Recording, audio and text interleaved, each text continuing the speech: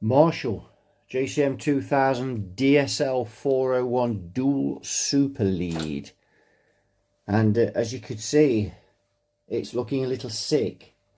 The knobs are missing, and the grill cloth looks like it's had a bit of cat treatment. Is what Pink likes to do to these grill cloths. I've bought this off eBay. It's broken, and bit of a gamble on this one, because I suspect that our friend Mr. Bodger has been inside it, but I thought it might be a good one for the channel, and it was reasonably cheap, so I've purchased it. And in this video, and it's quite late at night now, so I thought I'd do this in the evening, then it's not getting in the way of the repairs, and I really need to get a life, don't I? So anyway, we've got, if you've not seen these amps before, we've got one input, gain, treble, middle, bass, and then we've got these switches here: clean, overdrive, overdrive 1 and overdrive 2, gain, volume, treble, middle, bass, and then an FX mix, reverb and volume.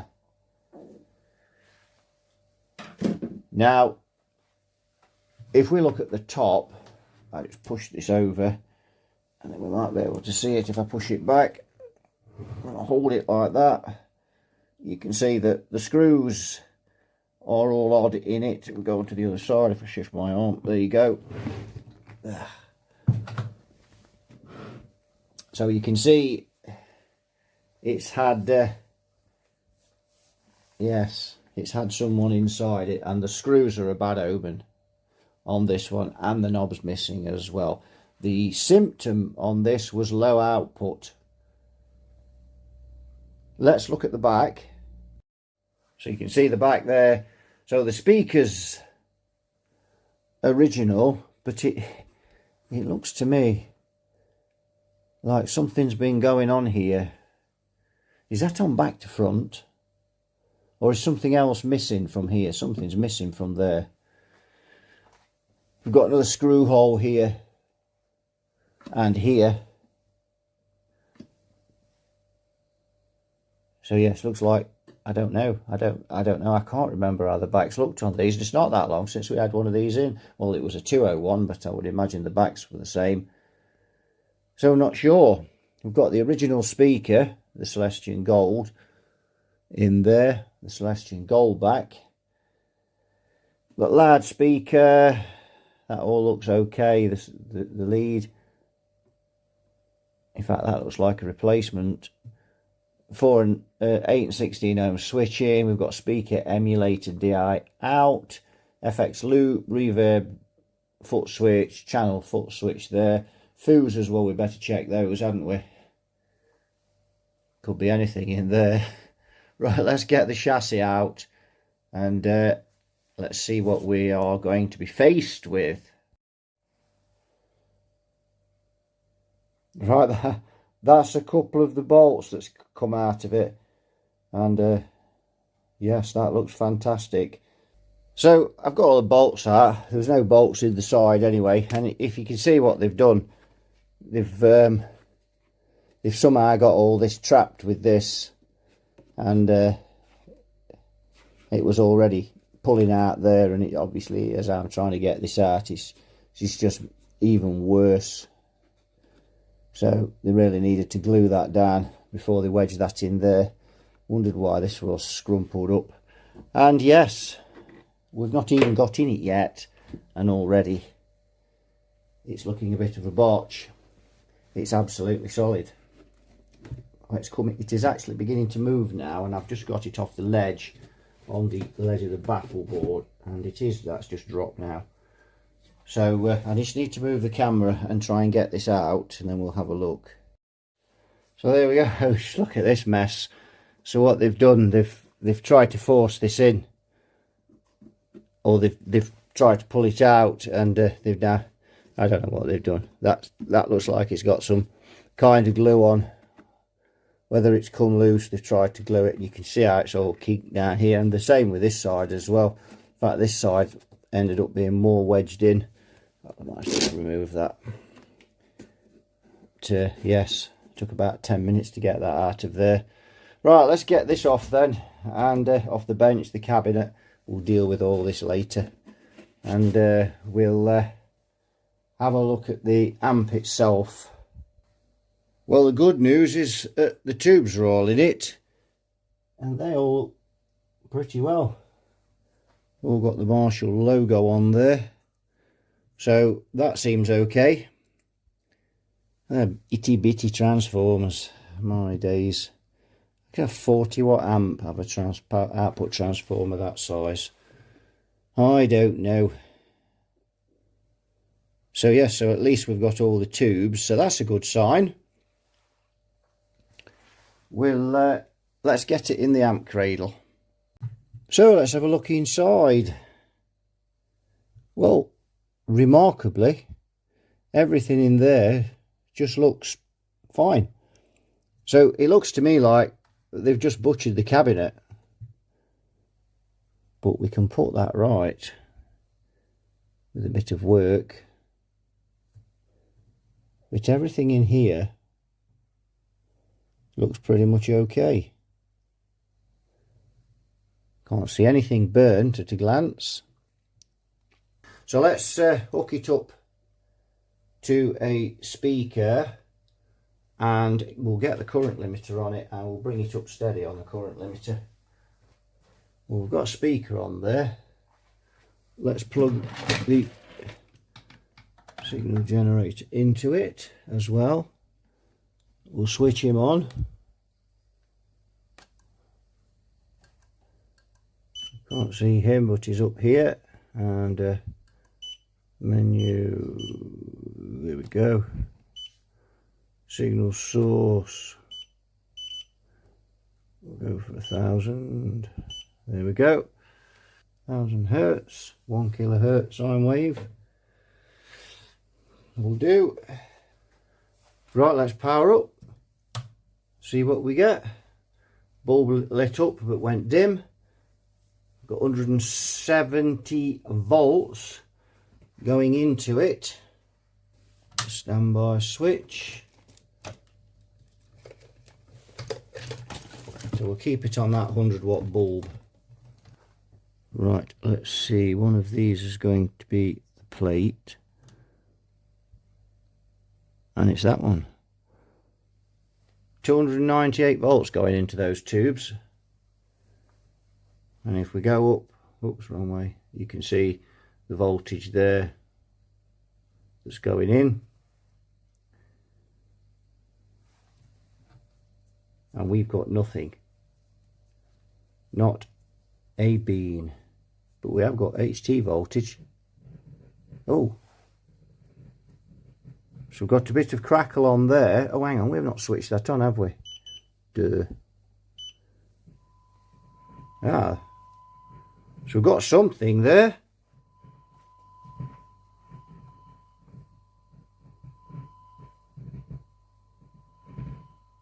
Oh dear.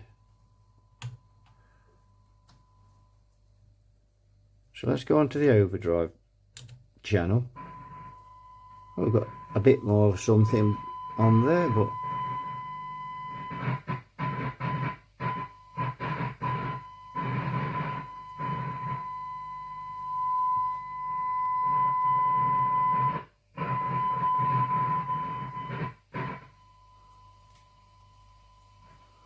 everything's turned up full.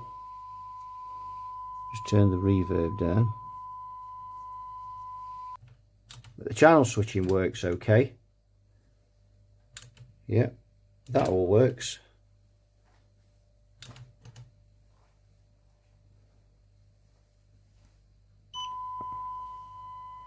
Just going to put another 60-watt bulb in.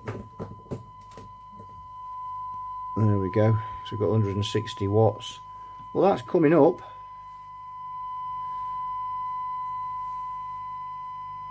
That is on the overdrive channel. Oh.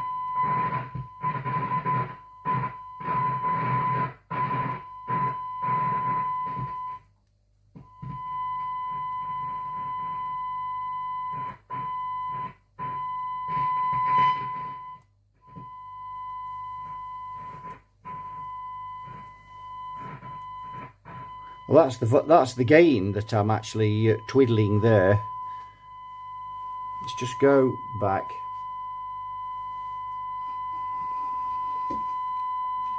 You can actually see a bit more of what I'm doing. So if we look here,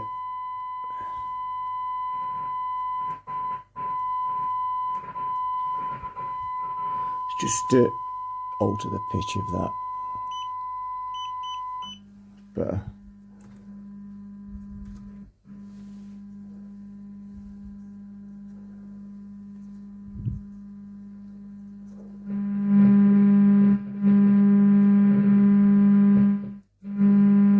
Well, that don't seem too bad, does it? I mean, I'd expect it to be a bit louder than that.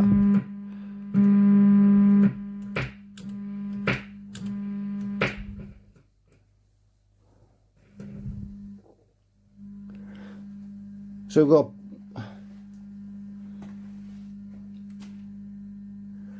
got a problem with this game pot here, and and it's loose. So has someone had this board out? Looks like it, doesn't it? I don't know. So let's just nip that up and see what size that's, something like that. Next size up. Oh no, that one. That's my thumb letting go again, I'm afraid. Right.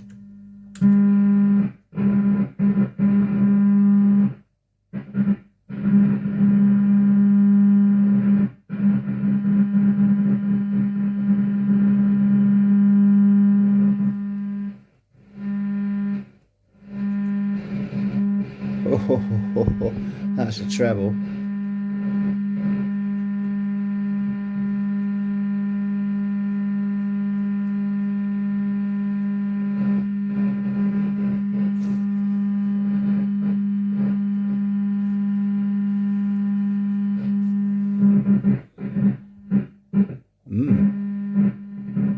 Something a bit iffy going on there, but nothing on that clean channel at all there. Let's get another meter and just see if we're missing any voltages to start off with anywhere. This should be fun. So DC, so we can get that where you can see it. Tag a ground on, and I'm just going to get a better pair of glasses. Pin 6. Oh, what am I doing? Pin 6. I've got voltage there, 197. So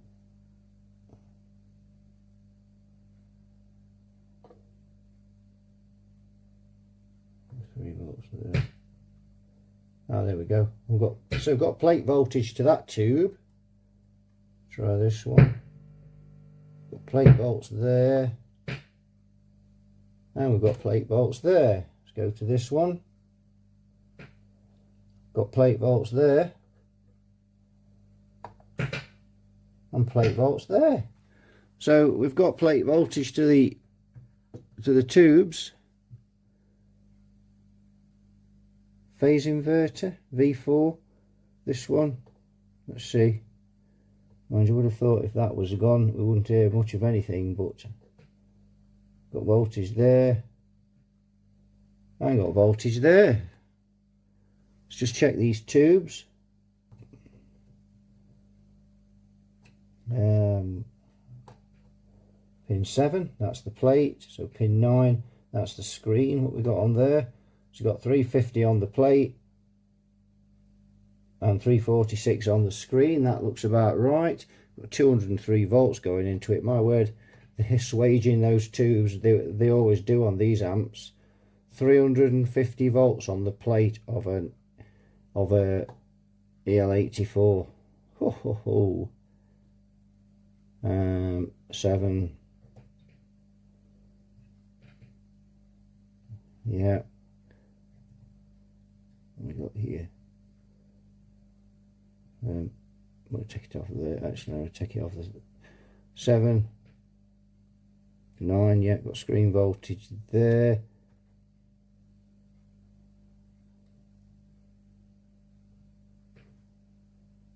Yeah, 7, 8, 9. Yeah, so all the voltages are there. So it looks like signal then. It's yeah, all the voltages being there, it looks like a signal problem then. Certainly not a voltage problem, because everything that unless it's a cathode problem, of course. So I take this amp's fixed bias, and we must have some bias on, because obviously if we hadn't, pin 2, yeah, negative 18. Yeah, just check it across all of them. Yeah, negative 18. Yeah, so all the voltages appear to be there. Let's just see what we've got on the cathodes of the preamp tubes then. So move that there, you can still see it. We have what we're looking for. That's one grid cathode, 0.7. Well, that's about right on the current limiter. Go again, 0.8. So again, that's about right on the current limiter. What we got here? That cathode number 8. 0.9 on that one, so that's good. Let's just move that over here. We've got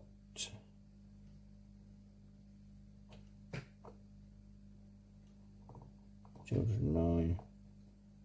That's a grid. Not sure what's going on there. Plate, so that must be cathode. But I've only got 0.47 on there, but then I suppose that depends what cathode resistor we've got. 3, 4, 5, 6, 7, 8.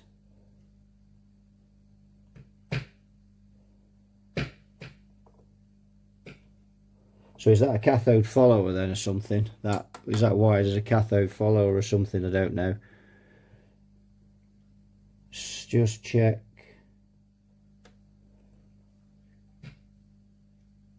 So that's going to be pin 3. 44 on the phase inverter. That was about right. 4, 5, 6, 7, 8. Yep.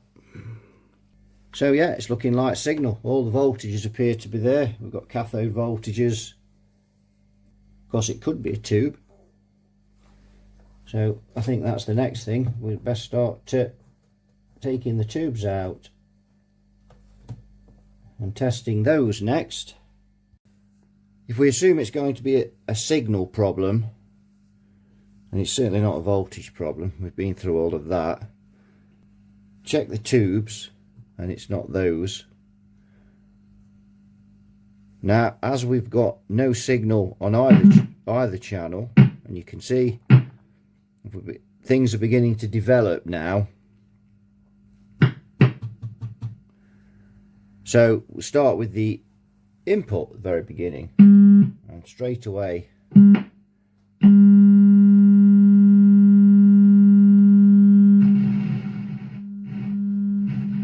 can see that that's now working. So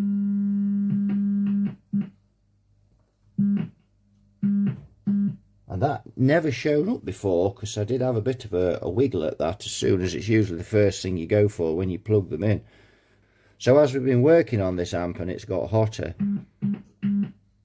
and we've been plugging more and more things in and out of it and pulling this in and out, and it seems for some reason that's just began to appear.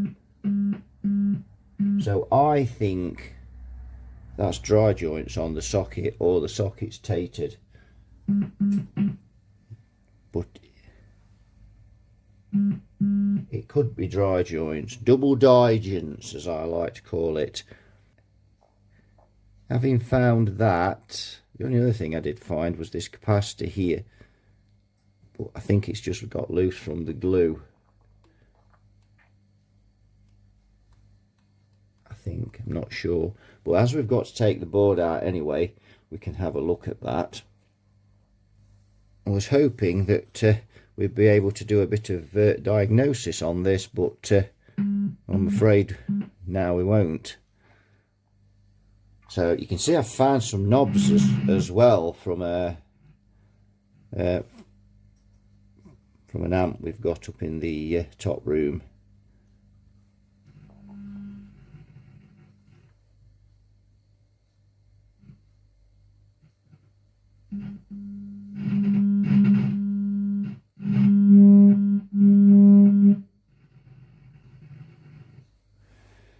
Could have some other problems there as well, but yeah, we definitely need to get this board out to inspect that. So what does that entail? Now, we did the 201 that was on the channel 2 or 3, it must be 3 or 4 months ago. It might even be longer than that, actually. I just lose track. It might have even been earlier this year.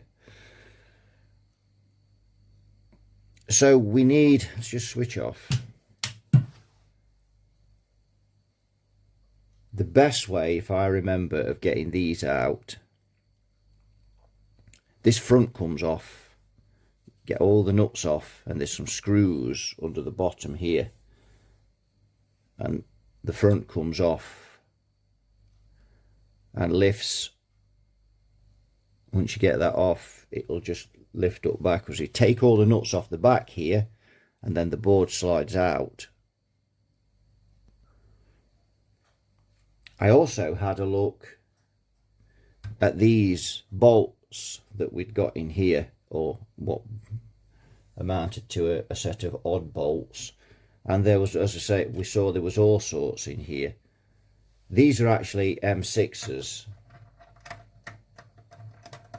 and that's gone in there fine. This one, however, they've stripped the threads on it, so we need a new one of those. I've got those in stock, I think, and I've ordered some countersunk bolts for it. That one they've stripped the threads on as well. That one,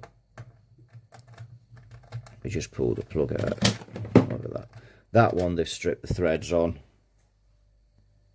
And this bolt looks like it isn't very great that I'm testing with that came out of it. The side ones seem okay, because there were no bolts in those at all. There's 2 on each side. So we'll need to sort those out as well. But the other thing I noticed on this amp, and it would probably never happen, but it is a little bit concerning, and it's through no fault of anyone really, other than the factory. So here is the power stuff. If someone was to push something through there, even while it's in the cabinet, he'd create a dead short. Chances of that are probably slight, but when you think what's been pushed into these holes, these they could, you know, somebody could screw a bolt in and it could end up touching that. With some of the rubbish that's been screwed into this, that wouldn't be surprising, would it? That's one of the things that's been screwed into this. So while I've got this board out, I think somewhere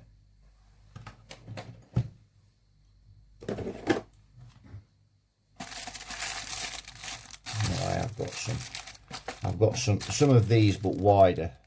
And what I'm going to do is I'm going to take these off, and I'm going to slide one onto the cable, put it over there and shrink to it. There's also the and I don't think it'll quite reach the AC if you put something in. Screwdriver will, and a bolt probably wouldn't, but I'm going to do both of those, just make those a bit safer. So let's focus on getting this board out. The first thing we've got to do is take these off, all of the nuts.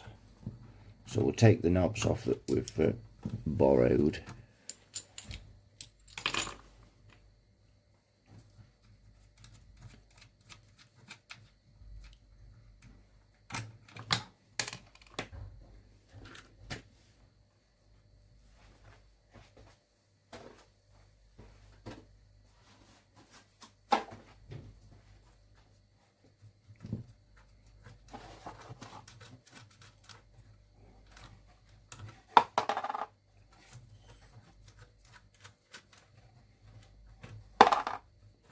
You see these are loose, and I don't think this board's ever been out. I just think someone tried, made us, you know, and gave up.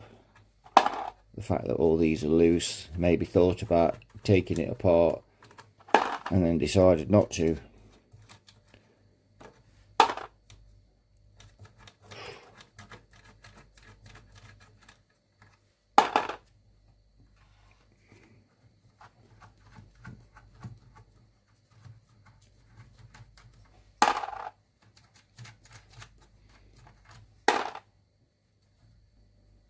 So that's all of those off.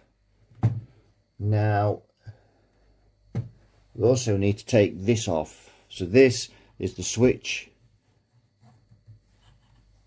the overdrive switch on a little PC board, the channel switching and the overdrive. So we need to take those off as well. Not with that, we don't. So we'll take all of that out all together.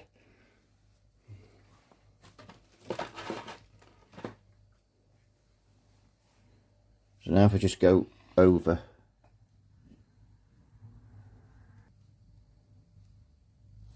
So now we're looking at this here. These are for the reverb, I think. Yes, they are. So I'll just remove that. And we've got most things disconnected from the board. So now we'll go over here and have a look what we need to disconnect from here. Well, I'm rather hoping I'm going to slide that out. So we've got a tie wrap there underneath. We'll just go across and in. We've got a tie wrap under there and a tie wrap there. So we're going to cut those tie wraps off under there.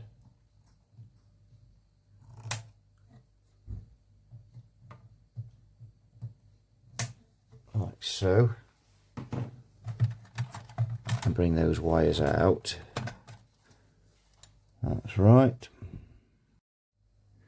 Right, if we look, now we've got these screws here. We've got 3 of them. We've got one either end, you can't see on the camera. So we're going to take those off as well.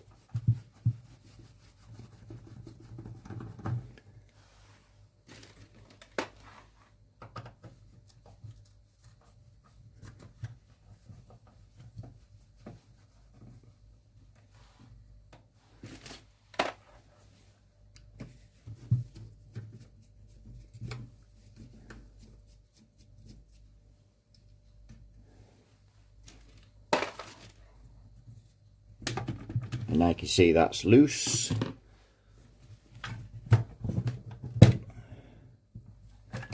Like so. And of course we've got to take the...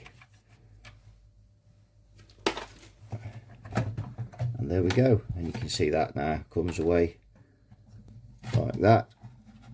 And we can fold that over there like so. Didn't even have to take those off in the end, I don't think. But we have anyway. Not a big deal, but just a note to self, don't bother taking those off next time. The risk is just the risk of damaging them.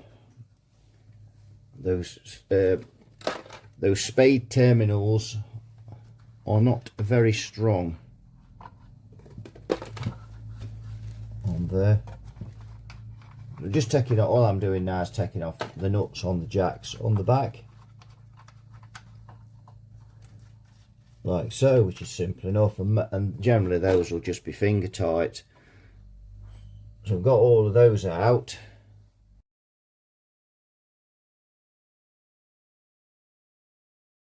So now all we have to do is take out the bolts, the screws rather, on the board. How many is there? Let's have a count up. We've just got one out. So that's one, I can see. Don't see one at the back. 2, 3, 4, 5, 6. One at the back there. So it looks like there's 6. So I'll get those 6 out and then we should be ready to pull the board. Right, so I've got all the screws out. So we're nice and loose, and it just pulls out like that. Right, let's go in and have a look at this socket then, shall we? Let's have a look. Have we got any double divergence on there?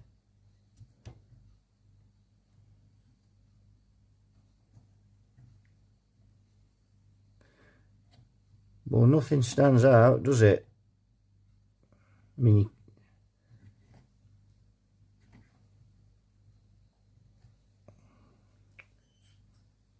let's there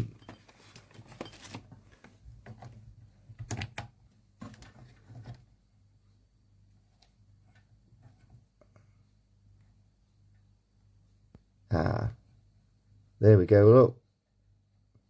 Just see that moving, look. So there's our problem. Right, so what we're going to do is, and then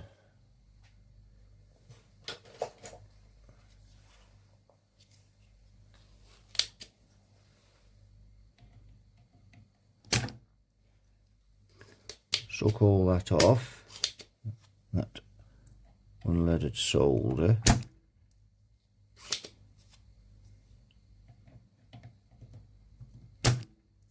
Like so, and then we're going to go over it like so.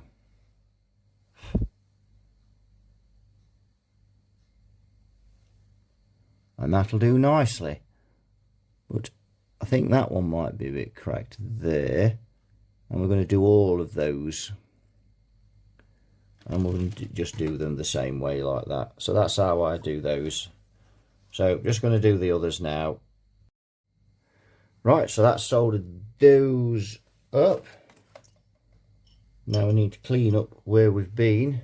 We don't want to leave the flux on it. So we use the alcohol.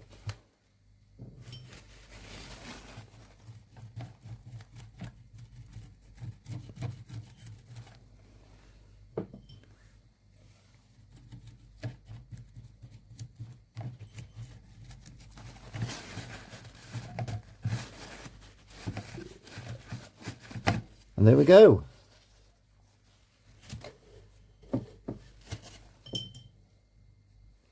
And you can't even tell we've been there.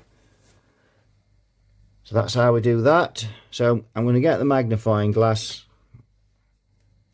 And I'm just going to go around the tube sockets, just check that there's no dry joints anywhere. Check all around these sockets on the back. Speaker sockets, and just make sure that we're all good to go before we put this board back in.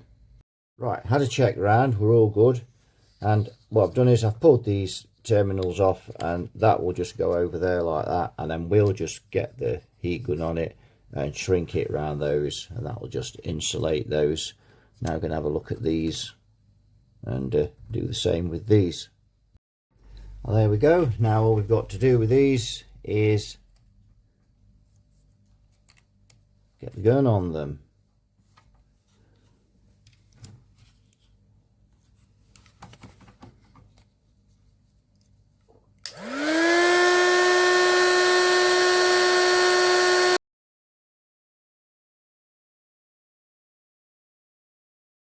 So why have I insulated those as I've shown you with the screwdriver? So let's check a scenario.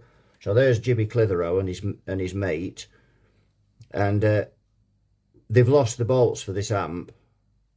So Jimmy Clitheroe's mate says, I'll stick my screwdriver down till I meet resistance, and then we'll pull it out and measure it, and that will give us a rough idea of what size bolt we need.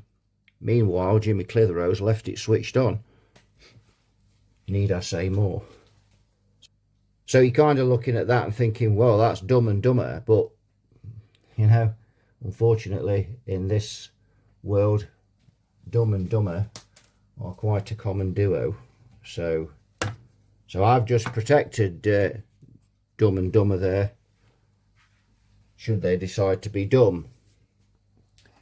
Right, so that's all nicely insulated.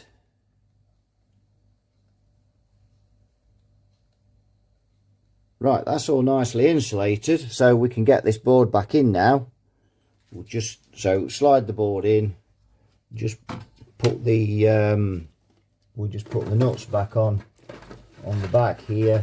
Remember that the speaker ones are red, so make sure you put the red ones back on the speakers. Why? Because you're likely plugging the amp in and plugging the speakers in wrong.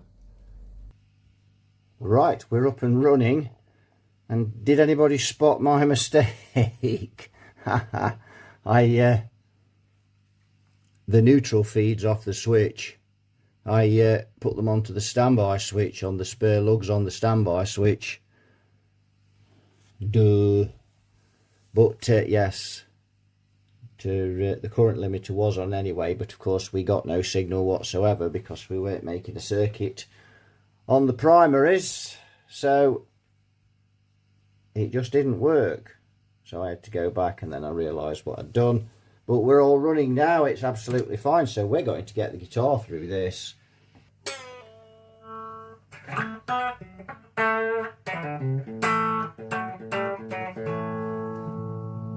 Get some bass in. So we're on the clean channel at the minute.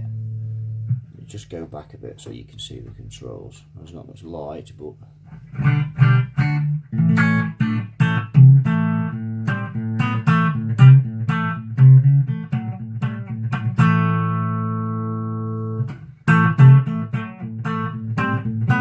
bit of mid in there.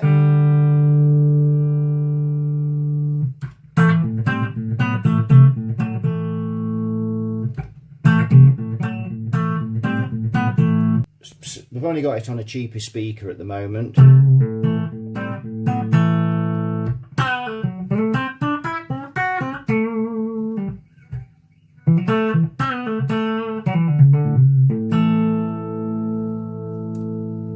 Right, let's go on to channel 2, the overdrive channel.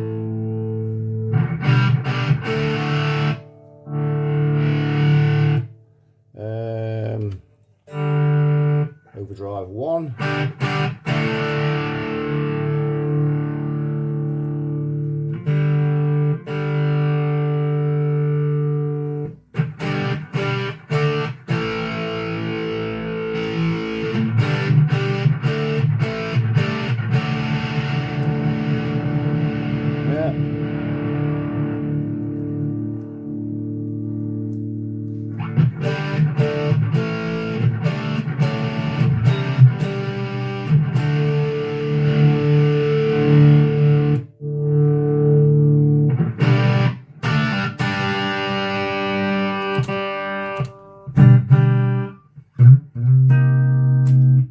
On the clean channel.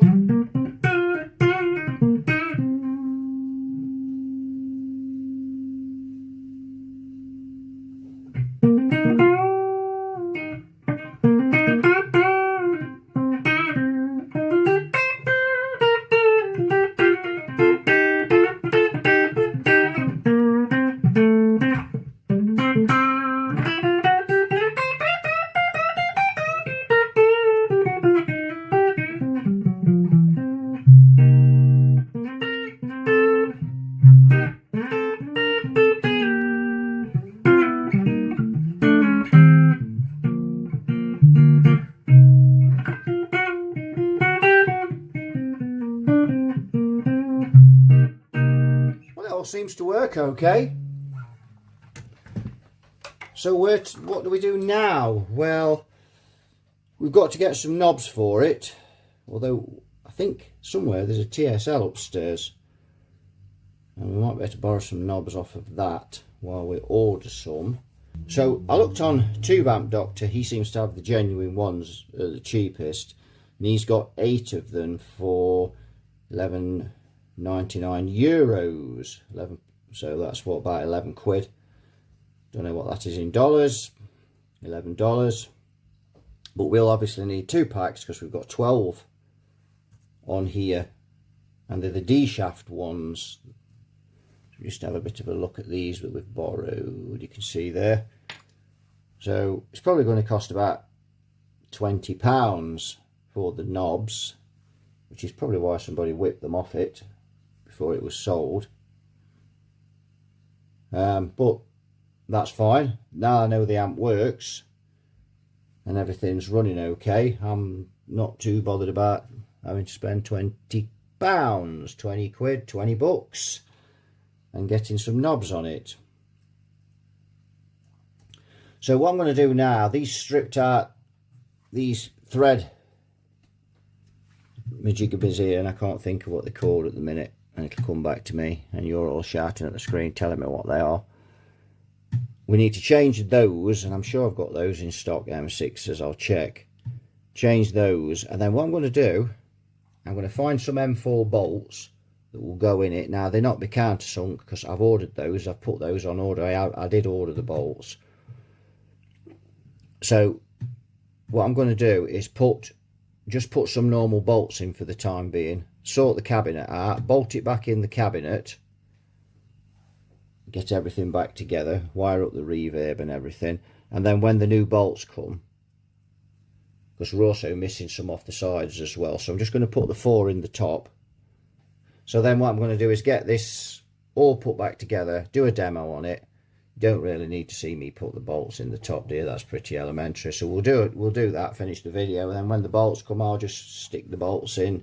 I've still got to order some cup washers, countersunk cup washers as well. I have got the other type of cup washer, but they're not quite countersunk enough, but they might be okay. Putting 4 of those on, I'll have a look. They might be okay. I think those are M8s though I've got. So there, so we've made good progress with this. A pretty easy fix in the end. And yeah, we checked all the voltages and everything, and they were good. So it had to be signal, but I didn't expect it to be something as simple. And when I first plugged this in, that socket just was, I don't know, just wasn't connecting at all. But I don't know whether it's with it being in here, it's warm under the lights, the heat from the tubes that it switched on, and then it just suddenly reared its head, that fault. But anyway, an easy fix, and we're all up and running. And we've done a bit of safety issuing as well on those switches, so all good. So right, let's get it put back together. Right, I've got this DSL back in its case, some temporary bolts. The TSL knobs are different, of course. They've got the grub screw in. These are the D shaft pots. So we've got 8 knobs, so I've just placed them on the most common used knobs, such as the volume, treble, the gain, the volume, the reverb, although there's little point. The tank, we need a new tank, Hank. I think I've got input to it, but there's nothing coming out the other side, I don't think. So we need a new reverb tank, but that's no big deal. We can sort that out. Let's have a listen then.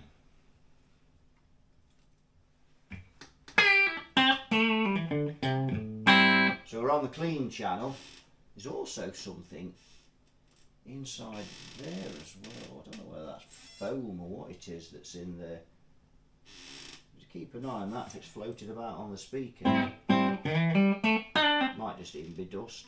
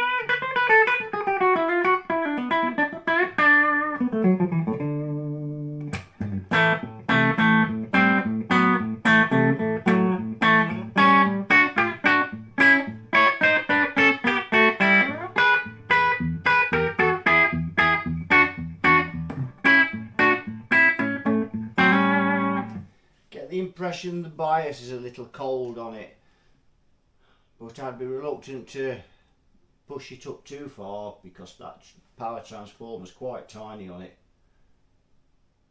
Let's just try the overdrive 1.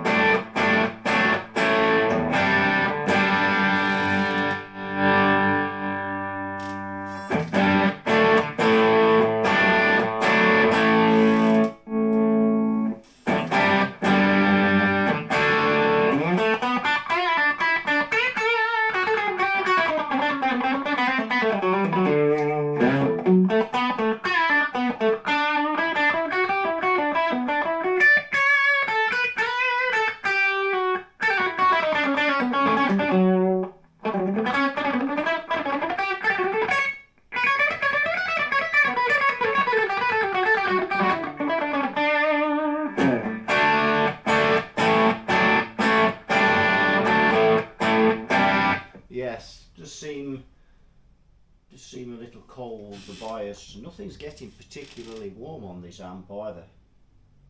So I've got a feeling the bias is way down. The plate voltage is quite high on it as well, although it was on the 201. Let's try the overdrive 2.